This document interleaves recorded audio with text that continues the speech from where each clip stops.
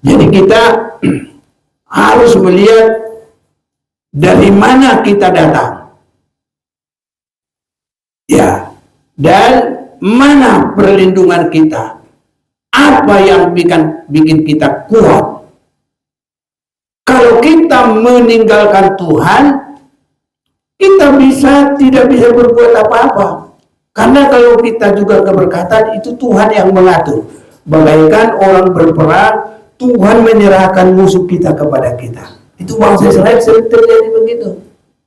Bukan karena kekuatan bangsa Israel. Kadang-kadang sering kita lihat seperti Joshua berperang dengan musuh-musuhnya yang dilempari batu dari atas, dari langit. Itu Tuhan yang berperang, bukan bangsa Israel. Lebih banyak yang mati karena dilempari dengan batu daripada kekuatan bangsa Israel. Itu artinya Tuhan menyerahkan kemenangan itu kepada kita.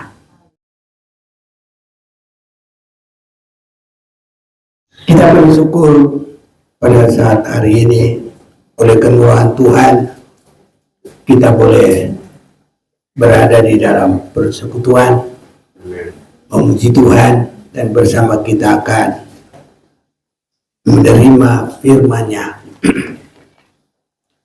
Kita saat ini masih di dalam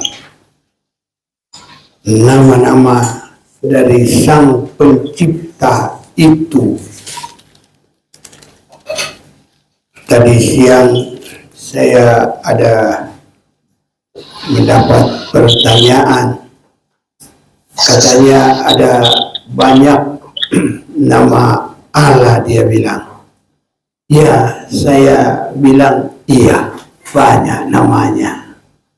Tapi nama itu bukan dari Sang Pencipta itu sendiri. Nama itu adalah ya pemberian dari perkataan manusia tentang Pencipta langit bumi segala isinya. Musalah satu-satunya yang pernah bertanya tentang nama Sang Pencipta itu. Tetapi Sang Pencipta itu tidak memberikan satu nama. Dia hanya berkata, "Aku ada yang aku ada." Itu. Jadi sampai Musa selesai kembali dan diputus dengan dari nama "Aku ada yang aku ada." Kita sudah sering membaca itu di dalam kitab Keluaran, tetapi kita boleh baca berulang-ulang semua di dalam kaitan kebenaran firman Tuhan. Keluaran pasal yang ketiga ayat 13, lalu Musa berkata kepada Allah, "Tetapi apabila aku mendapatkan orang Israel dan berkata kepada mereka, Allah nenek moyangmu telah mengutus aku kepadamu, dan mereka bertanya kepadaku, bagaimana tentang namanya? Apa yang harus kujawab kepada mereka?" Firman Allah kepada Musa, "Aku adalah aku." Lagi firman-Nya, beginilah kau katakan kepada orang Israel itu, "Akulah aku, telah mengutus aku kepadamu." Jadi kalau Tuhan sendiri berkata adalah, "Aku adalah aku." Jadi Sang Pencipta itu tidak berkata, "Inilah namaku." Tetapi kita ya boleh melihat yang Sang Pencipta itu, atau saya katakan Tuhan, atau saya boleh katakan Allah, Dia hanya menunjukkan yang penting adalah kehadirannya, keberadaannya. Jadi nama tidak mempengaruhi, ya, karena nama itu bukan nama Allah sendiri, tetapi kalaupun manusia berkata Allah, itu adalah perkataan manusia, tetapi yang manusia merasa perkataan itu adalah tidak mengecilkan Sang Pencipta itu, tapi bahasa itu membesarkan Sang Pencipta itu sendiri. Kalau Sang Pencipta itu dia hanya menyatakan dirinya yang penting, bahwa dia hadir dalam ibadah-ibadah. Bukan semua tempat ibadah itu ada hadirat Tuhan, tapi ada juga yang ada hadirat Tuhan di dalamnya. Ya, itu sebabnya salah satu contoh kita boleh membaca di dalam Yesaya pasal yang ke-30, Yesaya pasal yang ke-30 ayat 1. Celakalah anak-anak pemberontak, demikianlah firman Tuhan, yang melaksanakan suatu rancangan yang bukan daripadaku, yang memasuki suatu persekutuan yang bukan oleh dorongan rohku, sehingga dosa mereka bertambah-tambah. Jadi tidak ada hadirat Tuhan di sana, tidak ada roh Tuhan. Seandainya ada roh Tuhan tapi tidak memuliakan Tuhan, malah membuat sesuatu yang menyakiti Tuhan, sehingga persekutuan itu adalah persekutuan yang menambah dosa. Jadi suatu kehidupan kebenaran, kekudusan itu bukan di dalam hal ada yang bisa bilang nama Allah, ada yang tidak mau, harus Elohim, harus Jehovah, harus Yahweh. Ya, tapi Tuhan tidak memandang itu. Tuhan memandang kehidupan seberapa kita mau berserah kepadanya, seberapa kita mau hidup dalam kehendaknya, seberapa mau hidup dalam kekudusannya, seberapa kita mengasihi dia, seberapa kita mau berkorban sampai apapun untuk hidup sesuai dengan firman-Nya. Itu yang Allah butuhkan. Tidak bilang Allah juga nggak apa-apa, bilang Elohim juga nggak apa-apa. Orang yang bilang Allah tidak lebih suci, orang yang mengatakan Elohim tidak lebih suci, orang yang mengatakan Theos tidak lebih suci. Jadi nama-nama Sang Pencipta itu adalah sangat banyak. Satu, nama Sang Pencipta itu adalah di dalam keberadaannya, di dalam kebesarannya, nama di dalam kekuasaannya yang sangat besar, sehingga Musa menuliskan seperti dalam Kejadian pasal 1 ayat 1, pada mulanya Allah menciptakan langit dan bumi. Jadi di sini Allah itu Maha Pencipta dan Maha Kuasa, dan yang sangat luar biasa.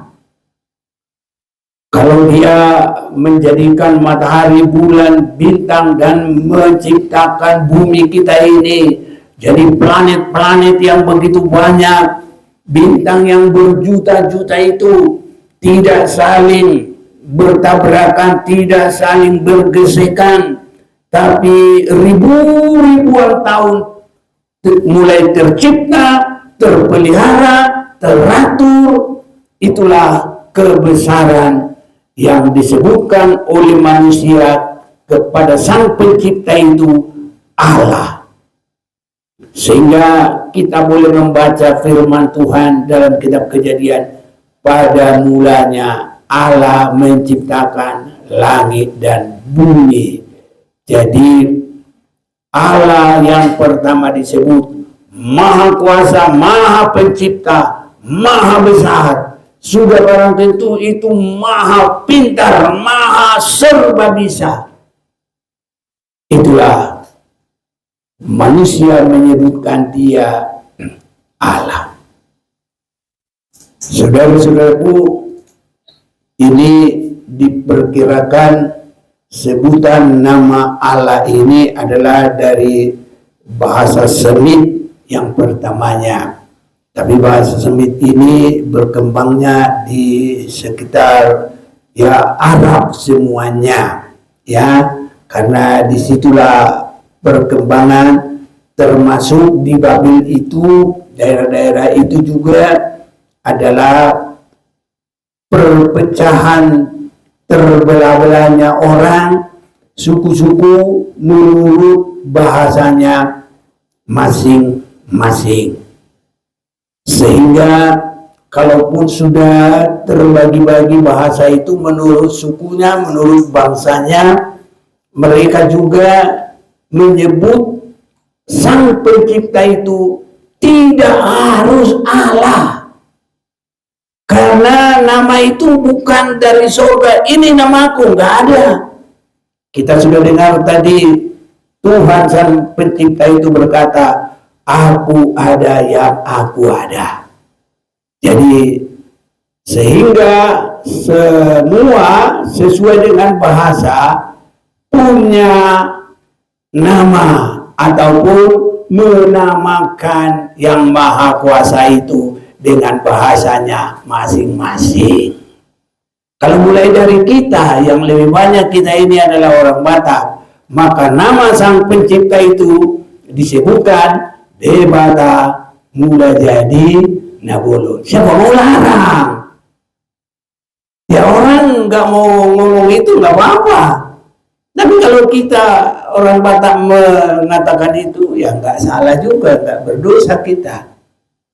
Nah, kalau umpamanya mungkin orang Jawa bilang bukan seperti orang Batak, dia bilang Gusti Allah, Gusti Yesus. Ya, orang Ambon bilang tete manis. Nah, kalau orang Batak nggak bagus, nggak, kurang pas itu. Iya. Tapi kalau itu bahasa orang sana, siapa mau larang? Itu sudah pembawaan mereka. Ya, ini sudah terlalu banyak. Jadi ada bahasa ya Semit, bahasa Arab, ada bahasa Ibrani, ada bahasa Yunani.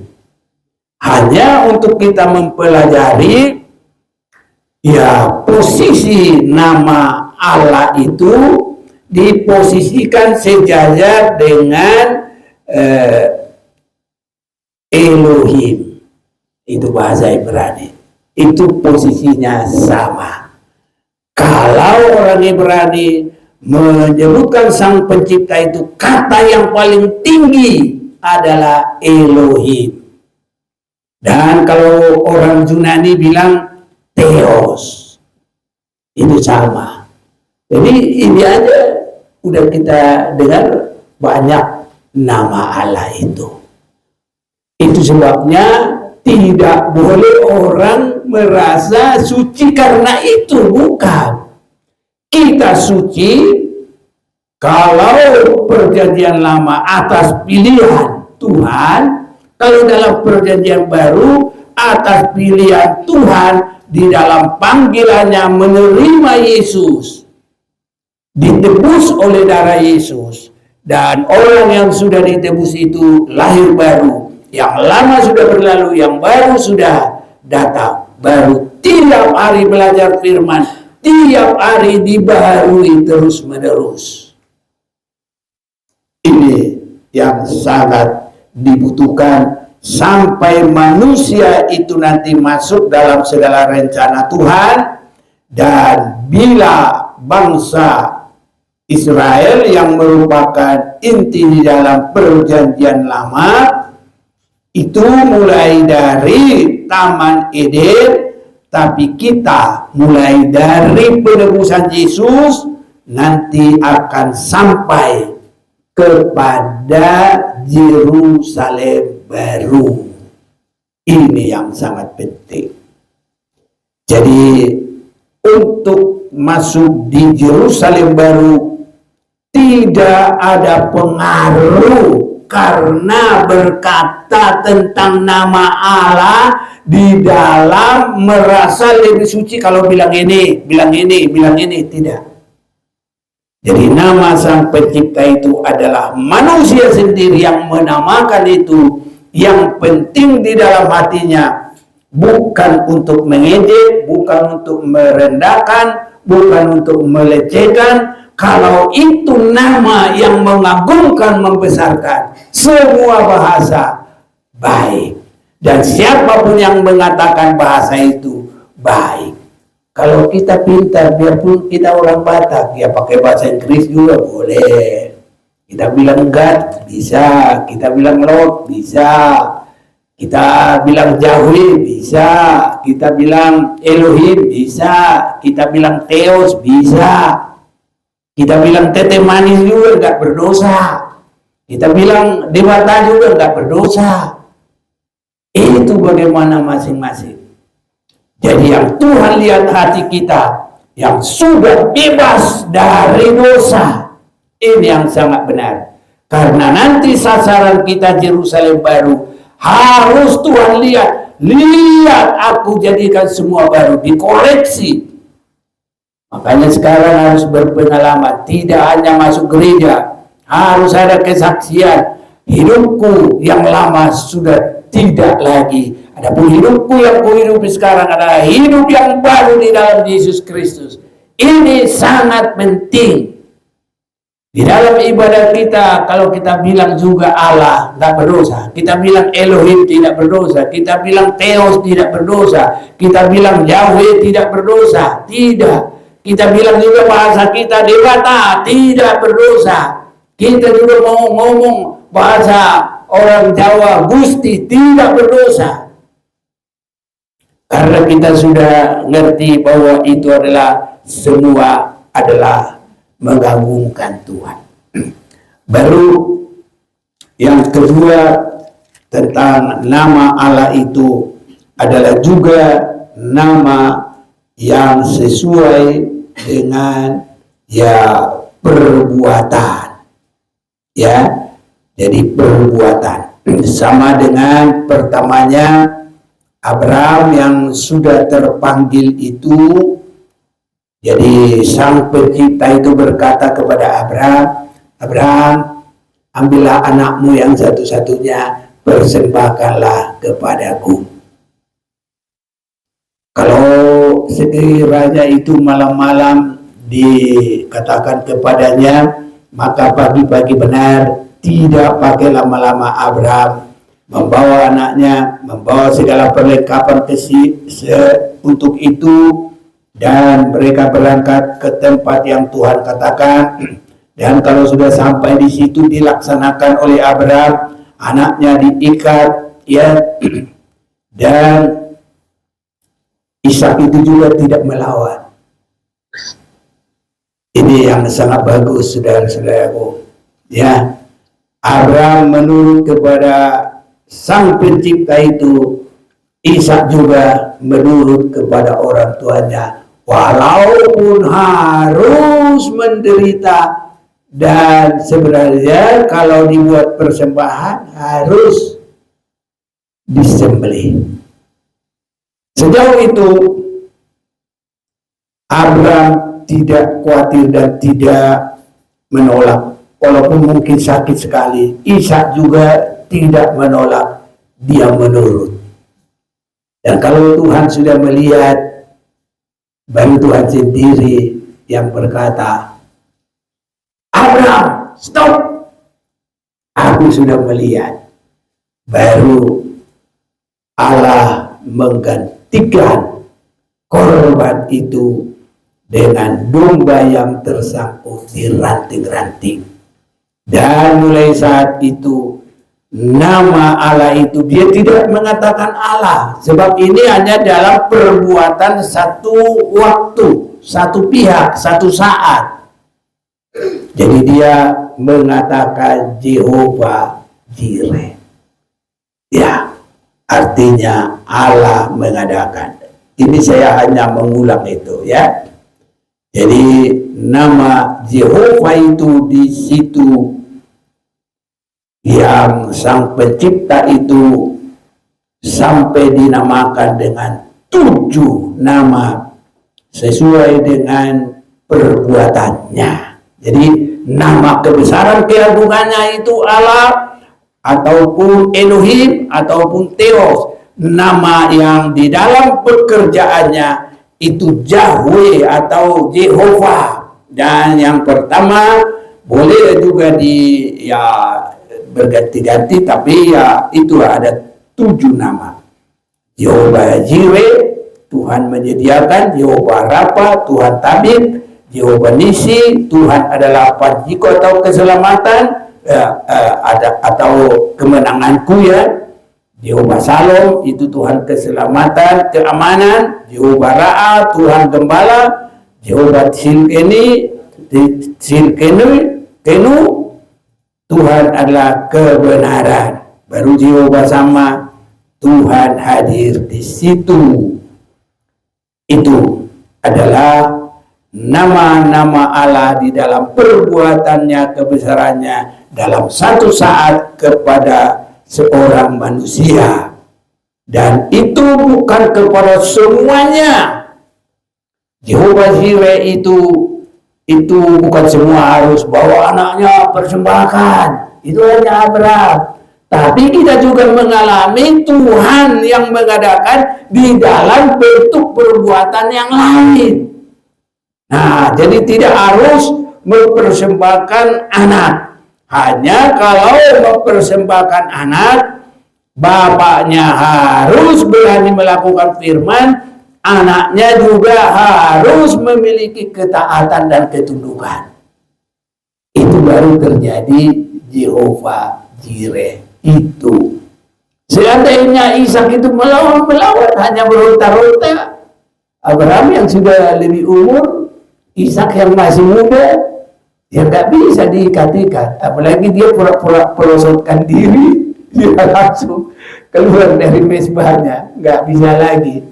Ya, tapi itulah semua tunduk kepada Sang Pencipta itu, sehingga boleh terjadi nama Jehovah Jireh.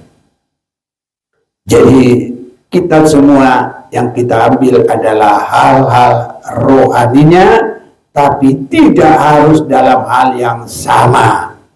Sama dengan apa yang kita katakan Tuhan adalah panjiku, itu adalah bagaimana ya Musa, bangsa Israel berperang, tapi posisinya Musa naik ke atas gunung, ada yang mendukung dia, Harun dan Hur menopang tangannya.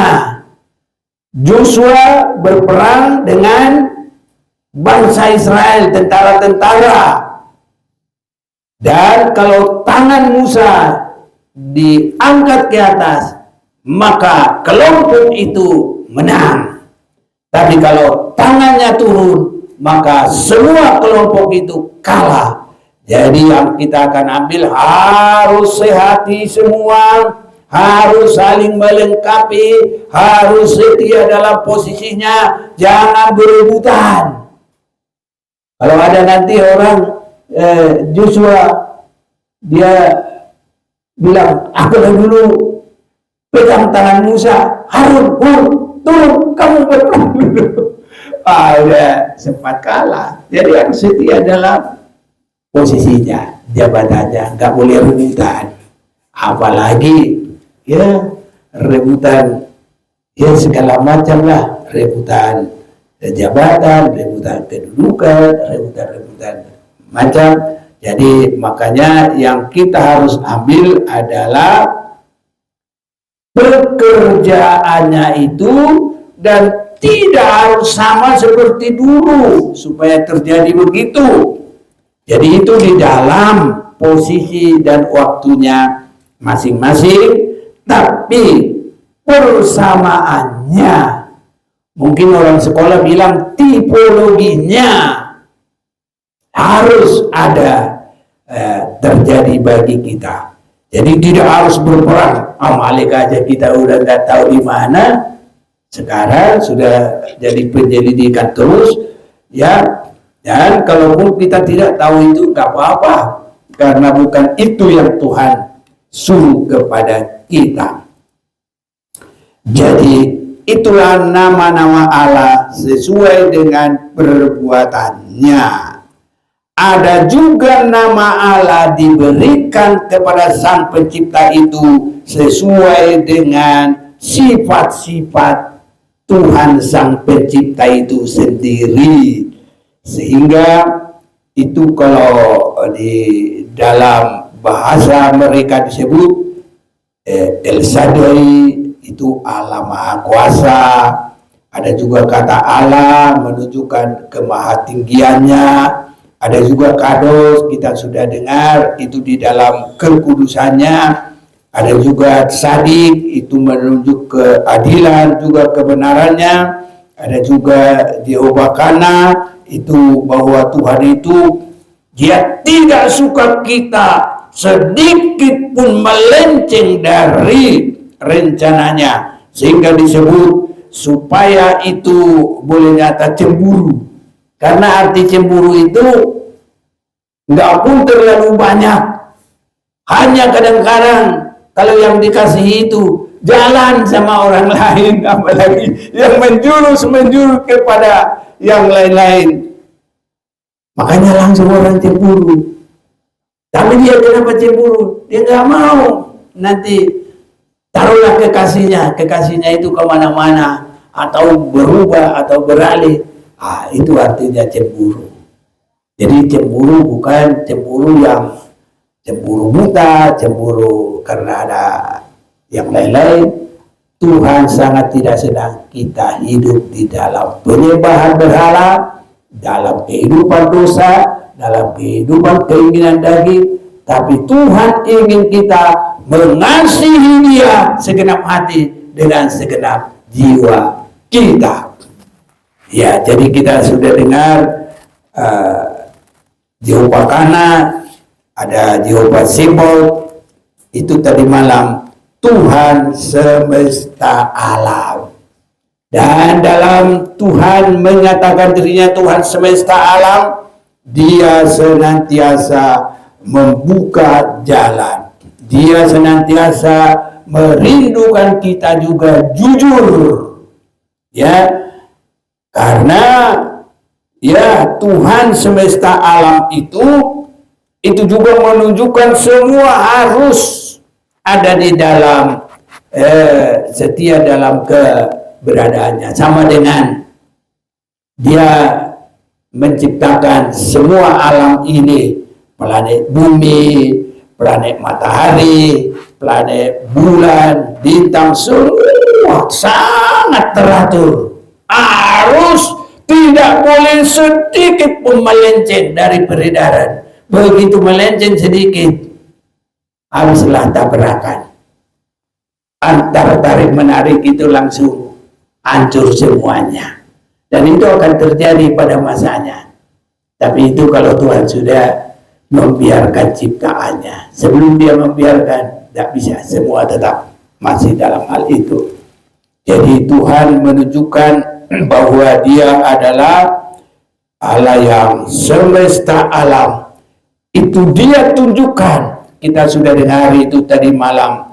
Baik juga supaya kita di dalam segala ya kebenaran. Ada juga pemeliharaannya, ada juga kebenarannya. Jadi perkataan Allah semesta itu sama dengan kalau kita sudah membaca dari Yakobus pasal 5, maka Allah itu harus melihat kita jujur.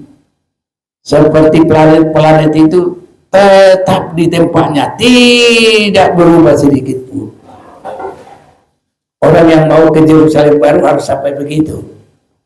Jadi tidak mudah goyang, tidak mudah berubah-ubah. Apapun yang terjadi seperti Yesus, setia sampai mati. Itu sebabnya dalam 2 Timotius pasal yang kedua mulai 10-11 kita harus setia seperti dia yang setia adanya. Jadi semua harus dalam peredarannya. Setia kita ini di dalam kebenaran, dalam kekudusan, di dalam tidak berat sebelah antara kita kepada orang lain, seperti merebut kedudukan, merebut kesenangan, merebut harta. Kalau itu punya orang lain tidak boleh direbut. Sama seperti kalau kita lihat uang orang jatuh, nggak boleh ambil, langsung pura-pura kantongi atau taruh di semak-semak. Pas orangnya datang, nggak tahu, ditanya kita, mana lihat uang, lihat dompet, nggak tahu, nggak ada. Ya udah lihatinlah semua. Kalau bahasa Batak, sakani sudi sakupur. Gitu bahasa Batak. Artinya dari sudah, artinya itu lihat di semua nggak ada. Itu. Padahal dia sudah tidak jujur, nggak di dalam kebenaran lagi, dia sudah keluar. Itu kita sudah dengar itu dalam Yakobus pasal 5 ayat yang keempat tadi malam. Jadi kita harus benar-benar dalam tempatnya. Kalau kita sudah ditebus oleh darah Yesus, kita sudah dibawa kepada kebenaran kekudusan, harus tetap di situ sampai kita nanti dikoreksi masuk di Yerusalem baru. Tidak ada sedikit pun noda, tidak bisa sedikit pun ada dosa. Harus kita ini sampai begitu dalam ibadah kita ini. Jadi Kristen itu bukan salah-salah, harus dengan segenap hati, dengan segenap jiwa, dan harus terlatih untuk itu sampai benar-benar Tuhan bisa menyaksikan, lihat aku sudah jadikan semua baru. Karena kita sudah dengar juga kita harus menjadi kesaksian, suratan Kristus yang bisa dibaca, dilihat oleh orang lain. Dan untuk yang terakhir dalam tabiat dan sifat Allah, mari kita juga baca bahwa Allah itu disebut Jehovah Sur, artinya gunung batu. Mari kita mau baca dulu Ulangan pasal 32 ayat yang keempat. Ini yang ketujuh dari hal sifat-sifat Allah. Jadi maha kuasa, maha tinggi, maha kudus, ya, maha adil, maha cemburu, Tuhan semesta alam, dan Tuhan gunung batu, Jehovah Sur. Ya, boleh. Ulangan 32 ayat 4. Ya. Gunung batu yang pekerjaannya sempurna karena segala jalannya adil, Allah yang setia dengan tiada kecurangan, adil dan benar dia. Ya. Jadi gunung batu itu adalah fondasi yang sangat kokoh untuk kita tidak jatuh. Tapi ada terus di dalam keadilan itu.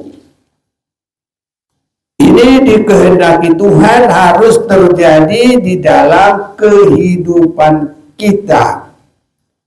Itulah yang kita lihat di dalam Ulangan pasal yang ke-32 ini, ayat yang keempat. Ya, gunung batu yang pekerjaannya sempurna. Jadi kita juga mengerjakan sesuatu, jangan separuh-separuh, jangan lekas berhenti. Makanya saya tahu kalau ibu-ibu orang Batak, kalau sudah mau melahirkan, ada pekerjaannya yang belum selesai disuruh selesaikan. Biasanya mengalete, membau. Tahu mengalete, membau. Bikin tikar. Selesaikan semua. Nanti kalau kamu melahirkan biar semuanya beres-beres. Itu. Makanya begitu. Iya. Gitu. Jadi nggak ada kerjanya yang bermain-main. Jadi harus selesaikan semua pekerjaannya. Jadi belajar, pekerjaannya jangan ditinggal-tinggal terbengkalai. Itu sekarang itu ngetren bahasanya, jangan pekerjaannya mangkrak. Apa biasanya dibilang mangkrak? Proyek, ya hambalang, tapi kayaknya enggak mangkrak. Gitulah, sedikit apa? Ini, jadi kita harus belajar pekerjaan, jangan ada yang bosanan. Pokoknya bikin sesuatu, taruhlah contohnya bikin sepeda, berubahnya aja selesai masih banyak lagi, nggak mau lagi. Tempat duduknya mana, segitiganya mana, yang lain-lainnya mana, nggak bisa.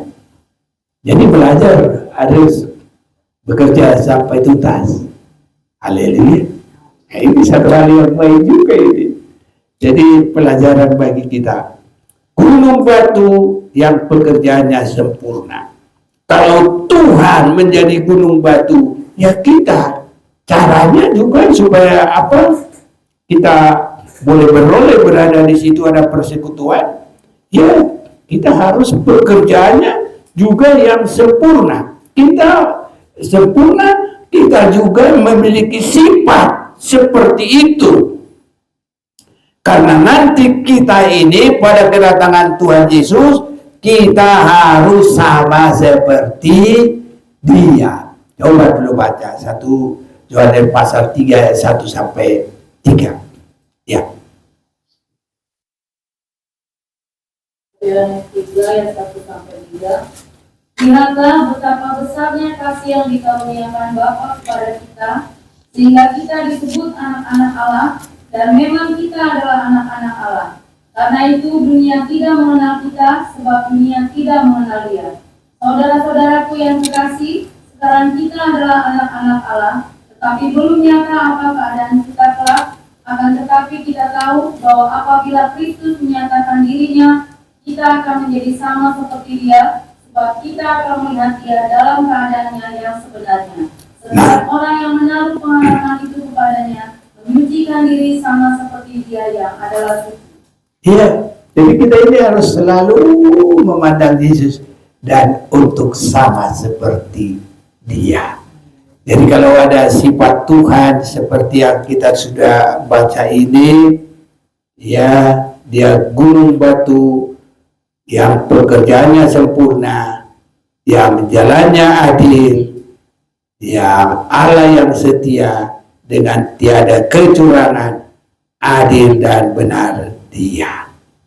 Semua itu harus semakin kita belajar.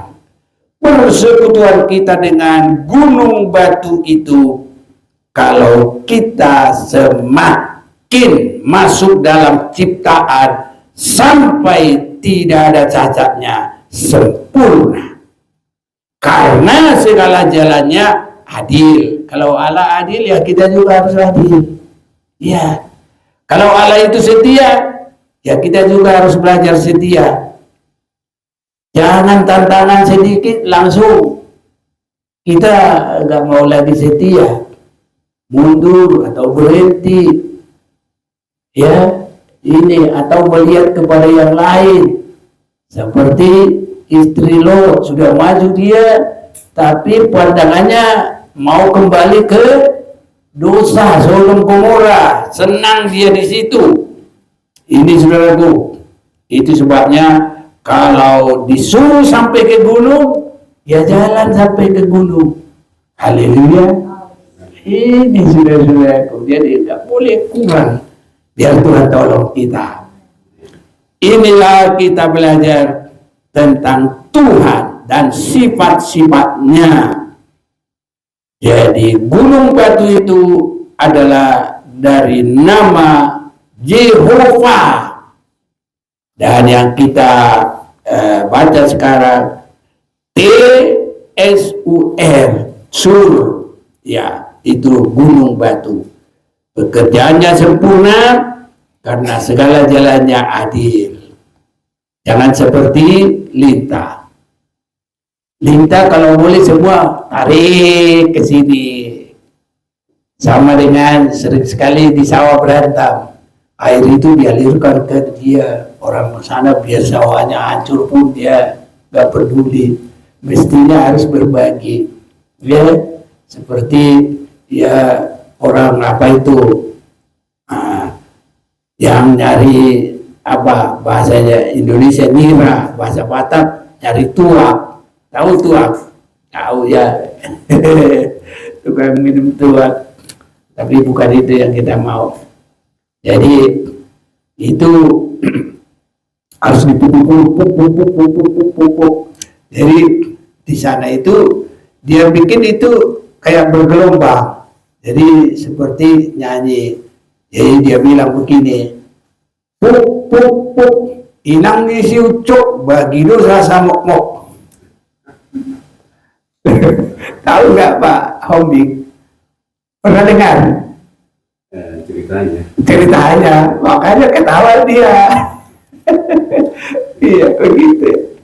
Jadi jangan seperti lintah. Kalau lintah itu apa? Untukku, nggak pernah mikirin untuk orang lain. Nah, makanya kita sudah dengar pekerjaannya sempurna, jalannya adil, Allah yang setia dengan tiada kecurangan, adil dan benar dia. 15. Yuk lanjut.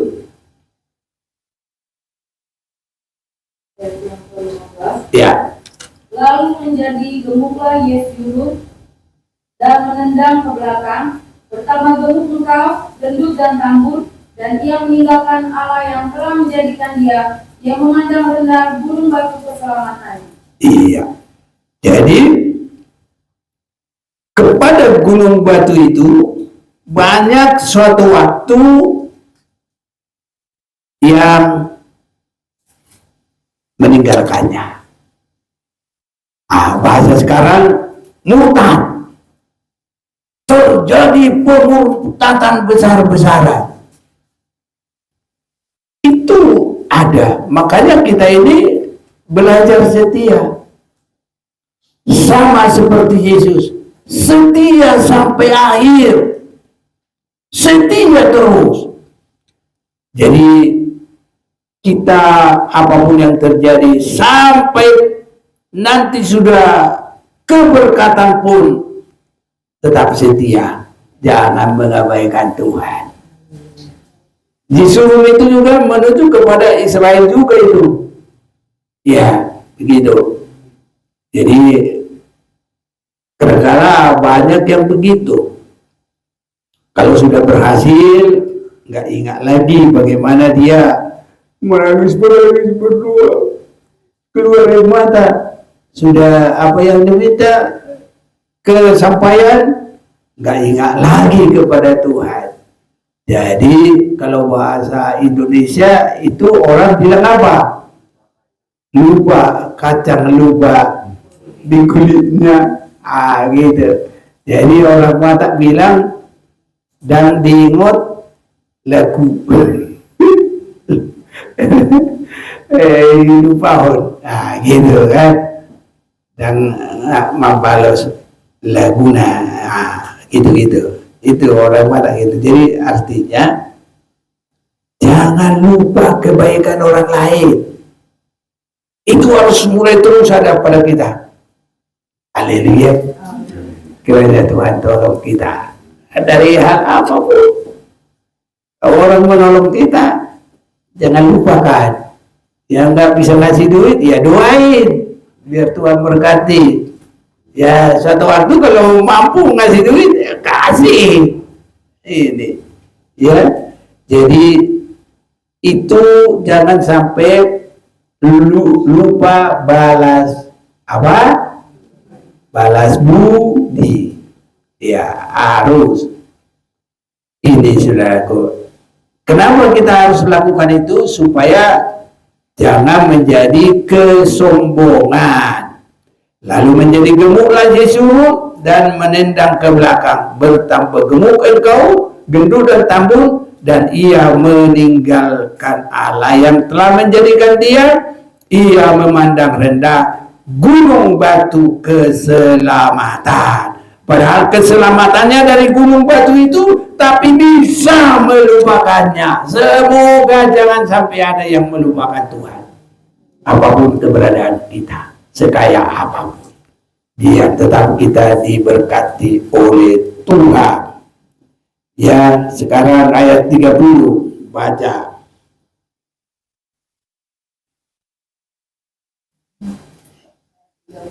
Ya. Bagaimana mungkin satu orang dapat mengejar 1.000 orang dan 2 orang dapat membuat lari 10.000 orang kalau tidak gunung batu mereka telah menjual mereka dan Tuhan telah menyerahkan mereka.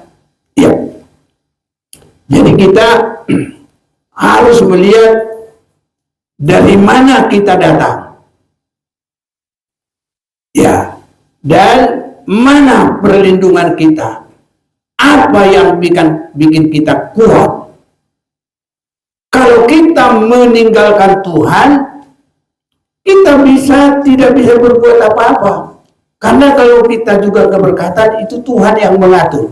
Bagaikan orang berperang, Tuhan menyerahkan musuh kita kepada kita. Itu bangsa Israel sering terjadi begitu. Bukan karena kekuatan bangsa Israel. Kadang-kadang sering kita lihat seperti Joshua berperang dengan musuh-musuhnya yang dilempari batu dari atas, dari langit. Itu Tuhan yang berperang, bukan bangsa Israel.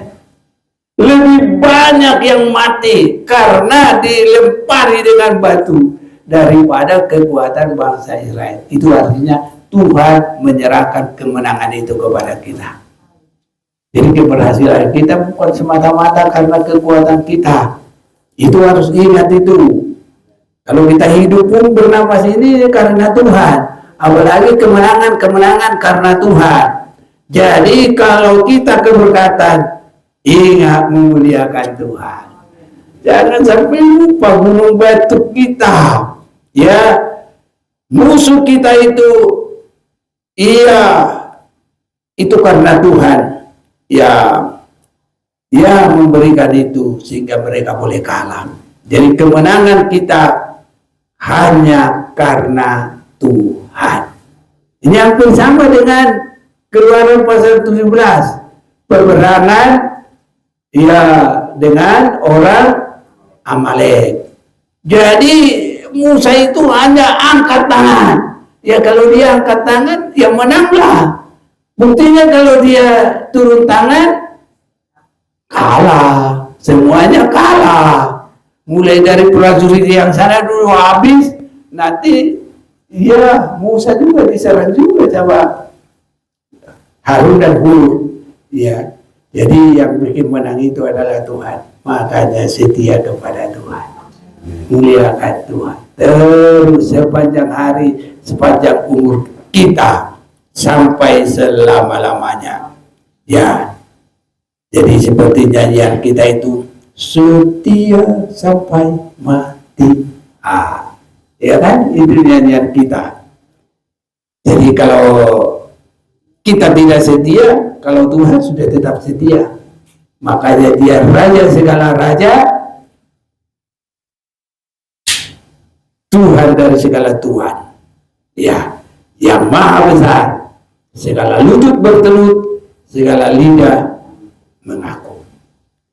Jadi bagaimana mungkin satu orang dapat mengejar 1.000 orang? Itu kalau Tuhan menyertai kita. Jadi memang bangsa Israel harus begitu. Satu itu, tentara itu diperhitungkan, musuh itu harus paling sedikitnya 1.000. Jadi tawanan juga begitu. Satu orang Israel harus mereka bayar dengan 1.000 tawanan juga. Itu bangsa Israel. Itu karena Tuhan memberi kemenangan kepada mereka. Jadi itu kita baca tadi, bagaimana mungkin satu orang dapat mengejar 1.000 orang dan 2 orang dapat membuat lari 10.000 orang Kalau tidak, gunung batu mereka telah menjual mereka dan Tuhan telah menyerahkan mereka. Jadi itu bagaikan sudah dengan kesetiaan, kesungguhan kita tetap bertahan kepada Tuhan gunung batu kita. Ya, kesetiaan itu harus ada sehingga kesetiaan kita adalah merupakan uang pembeli kemenangan itu. Karena semua harus setia. Haleluya. Belajar setia. Apapun belajar setia. Saya lihat orang yang setia itu pada akhirnya Tuhan sangat memberkati. Ada dulu dekat rumah ya keluarga berdua ini, nggak tahu kalau tempat mereka yang disewa, tempat mereka, orang tua dulu yang disewa ya, yang tukang ragi itu, atau dia punya tanah sendiri sedikit di situ di sebelah Kelocet, sewa dia dari sebelah. Itu begitu.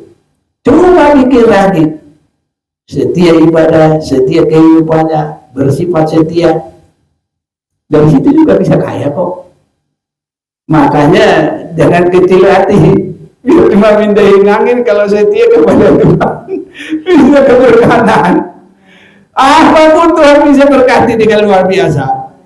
Karena kita perhatikan di sini, ya Tuhan seperti menjual dengan kesungguhan keteguhan kita setia di dalam Tuhan, setia dalam pelayanan kita. Tuhan bisa membuat kemenangan yang luar biasa, bukan karena hebatnya usaha dan perbuatan kita, mungkin bukan karena tingginya sekolah kita. Nggak pernah juga sekolah, yang penting tahu duit. Kepada duit itu kata orang mata hijau, jadi tahu membedakan mana yang biru, mana yang merah. Pasti tahu yang merah itu orang anak kecil aja juga belum tahu baca. Kalau kita kasih ini merah, ini duit, pilih mana? Ini umur 5 tahun ini baru tahu dia yang mana yang diambil. Siapa yang ngajari dia? Apalagi kalau yang sudah besar, dia lebih ngerti, saudara-saudara. Jadi bukan karena kita hebat, bukan karena kita apa, makanya harus setia teguh kepada Tuhan, berada tetap di gunung batu itu. Dia sanggup menolong, dia sanggup memberkati kita. Dialah yang memberi kemenangan kepada kita. Ya, satu lagi, Yesaya 44 ayat 8. Kita mau baca dulu ini. Ini bagaimana gunung batu dan orang menamakan Jehovah Sur.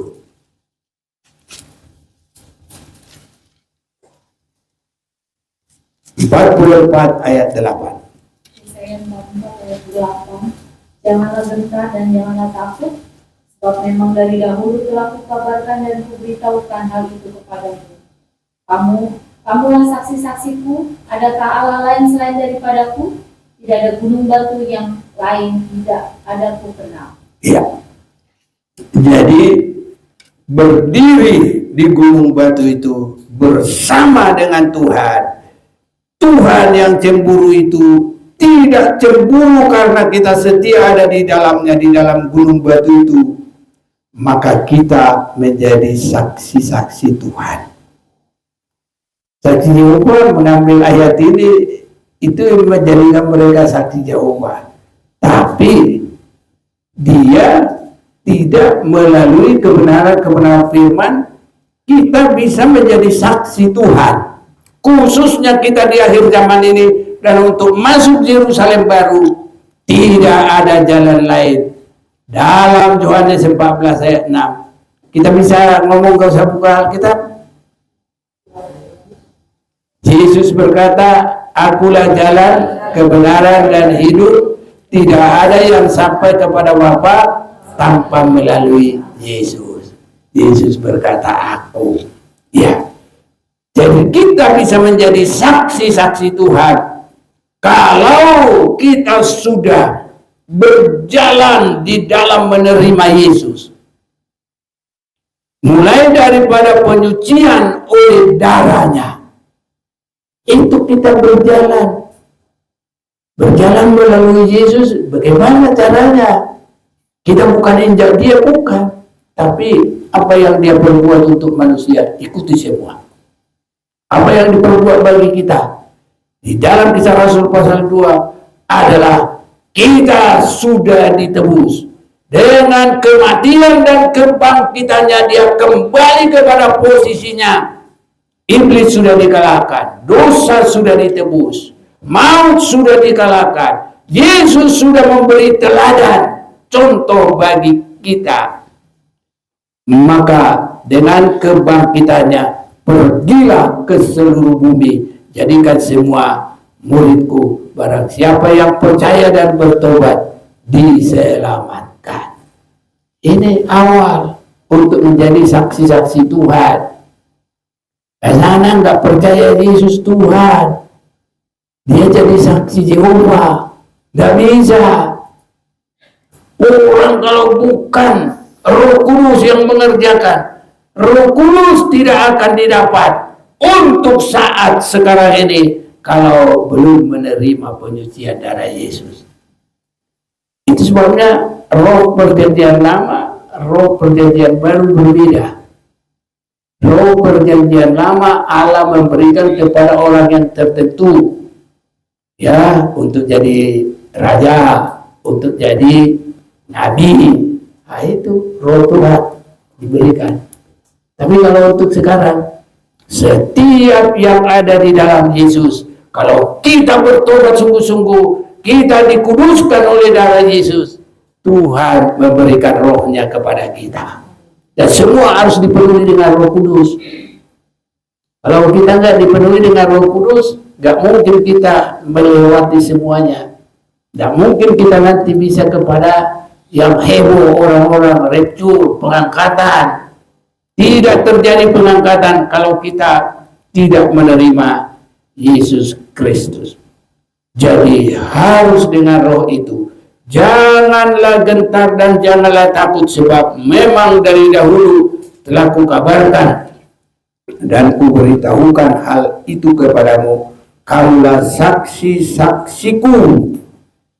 Adakah Allah selain daripadaku? Tidak ada gunung batu yang lain, tidak ada ku kenal. Jadi Allah itu mengasihi dunia ini harus melalui satu.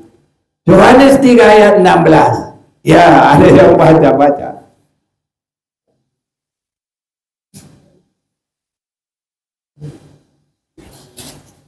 Yohanes 3 ayat 16. Karena begitu besar kasih Allah akan dunia ini, sehingga Ia telah mengaruniakan anaknya yang tunggal, supaya setiap orang yang percaya kepadanya tidak binasa, melainkan beroleh hidup yang kekal. Ya, jadi kita mendapat berkat dari Jehovah yang menjadi gunung batu kita, Jehovah Sur. Itu untuk akhir zaman ini harus melalui Yesus Kristus. Saya perhatikan Yesus bersama-sama dengan umatnya.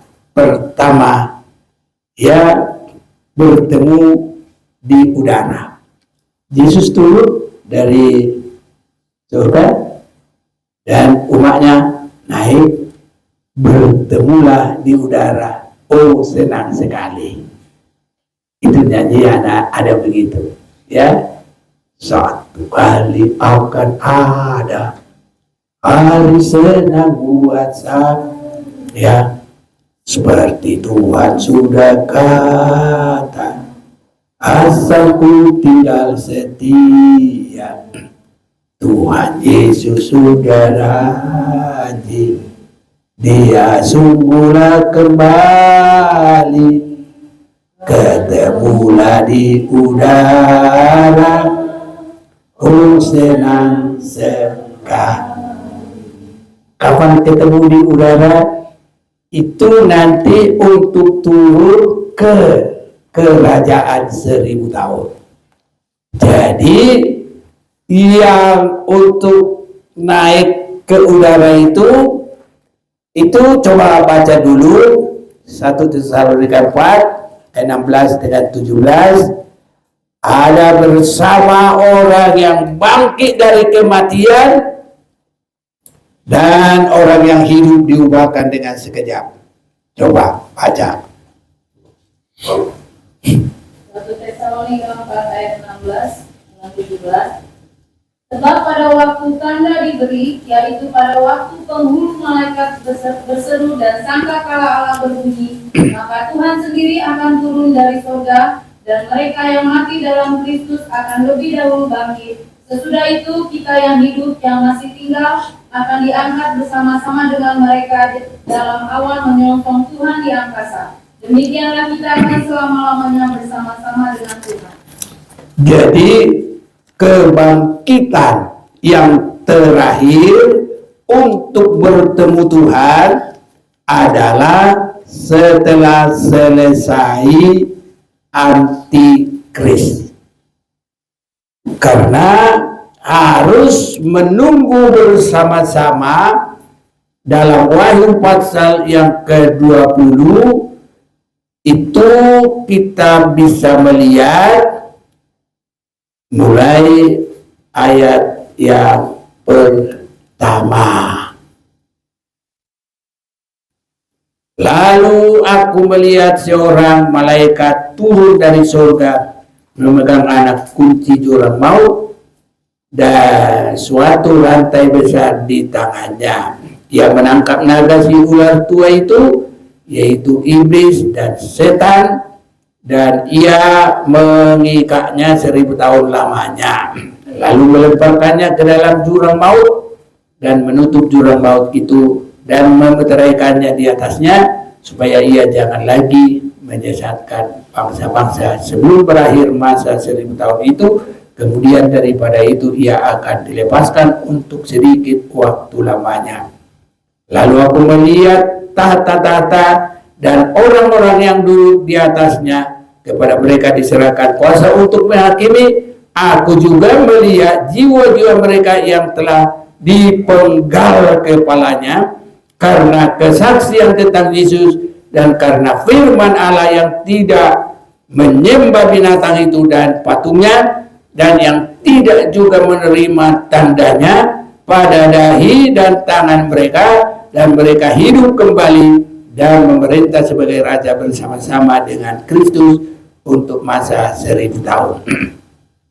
Jadi kalau kita sudah benar-benar membaca ini, kebangkitan orang mati yang terakhir itu kapan? Itu setelah selesai masa Antikris. Nah, karena mereka ada sebagian yang dipenggal kepalanya. Pada waktu kapan itu terjadi? Yang dipenggal kepalanya? Ya, itu. Jadi habis itu tidak ada lagi kebangkitan, hanya itu. Nah, jadi kita lihat setelah Antikris baru terjadi kebangkitan orang-orang mati sebagai yang terakhir. Dan dalam 1 Tesalonika 4 tadi kita baca 4 atau 5? 4. Orang yang hidup diubah, mereka yang mati dibangkitkan, baru naik. Nah, itu setelah Antikris. Karena sekarang ini ramai. Kapan pengangkatan? Ya, kita kalau lihat ayat ini Berarti pengangkatan itu ada kebangkitan yang terakhir. Itu kebangkitan yang terakhir adalah setelah selesai masa antikris. Dan iblis itu di mana? Di rantai. Semua sama antikris, semua antek-anteknya. Ingat itu semua, nggak ada yang berkeliaran lagi. Karena semuanya kita ikuti ya dalam masa 1000 tahun. Damai, haleluya. Nah, berarti karena kita semua dalam kerajaan damai, haleluya, ada di dalam lindungan Tuhan, oh bersama dengan Tuhan, dipelihara oleh Tuhan, indah ada di sana, saudara-saudaraku. Ya, jadi rapture itu biar kita tahu pengangkatan itu adalah sesudah kebangkitan. Haleluya. Amin. Ulang dulu baca 1 Tesalonika 4 ayat 16 biar jelas ya, kita perhatikan ya. 4 ayat 16. Ya. Sebab pada waktu tanda diberi, yaitu pada waktu penghulu malaikat berseru dan sangkakala Allah berbunyi, maka Tuhan sendiri akan turun dari surga, dan mereka yang mati dalam Kristus akan lebih dahulu bangkit. Ya. Jadi orang yang di apa itu di masa antikristus itu mereka bertahan karena nama Kristus, bukan karena apa-apa. Jadi mereka itu mati mempertahankan Yesus Kristus, kesaksian Yesus Kristus. Haleluya. Amin. Saudara percaya? Jadi kebangkitan itu adalah pada hari terakhir. Baru gereja atau umat yang berkenan kepada Tuhan itu diangkat. Saat itulah pertemuan di udara. Tidak terlalu lama. Saya meyakini itu karena tidak ada lagi Alkitab menunjukkan masa-masa yang lain kecuali di situ. Itulah perkawinan anak domba. Dan sesudah selesai itu, maka mereka akan berpraktek dalam kerajaan damai sejahtera 1000 tahun di bumi. Kita kalau sesuai dengan perbuatan kita mengasihi Tuhan dengan sungguh-sungguh, sesuai dengan perbuatan akan menerima. Kesungguhan memenangkan 10 kota akan menguasai 10 kota di situ. Di surga nggak ada lagi 10 kota, semua udah sama di situ. Bukan di surga, Yerusalem baru. Haleluya. Yerusalem baru udah nggak ada lagi di situ, semua menyembah Tuhan saja. Tapi kalau di kerajaan 1000 tahun masih ada. Ya. Jadi sesuai dengan perbuatannya, tingkat-tingkatnya ya disitulah.